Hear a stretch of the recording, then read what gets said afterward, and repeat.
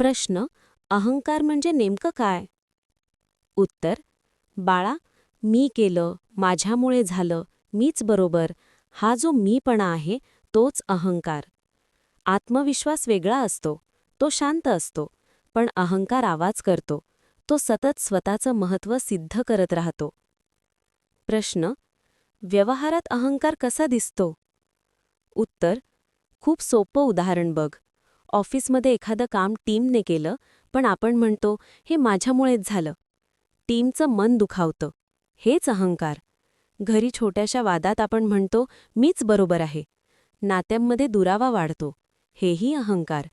व्यवसायात सल्ला न ऐकता मला सगळं माहीत आहे असं वाटणं आणि मग नुकसान होणं, हाही अहंकार. अहंकार आपल्याला क्षणिक मोठं दाखवतो, पण हळूहळू एकटं करतो. प्रश्न: मग अहंकार कमी कसा करायचा? उत्तर: 3 साधे उपाय.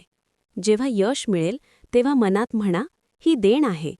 जेव्हा चूक होईल तेव्हा मान्य करा, हो, माझी चूक झाली.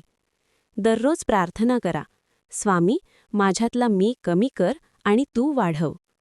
जेव्हा आपण नम्र होतो तेव्हा लोक जवळ येतात, संधी वाढतात आणि मनात शांतता निर्माण होते. शेवटचा संदेश: यश टिकवायचं असेल तर नम्रता जोपास, समर्पण स्वीकार. मी कमी झाला की कृपेचा प्रवाह आपोआप सुरू होतो. जय जय श्री स्वामी समर्थ. पुढील भागात पुन्हा भेटू एका नव्या प्रेरणादायी विचारासोबत.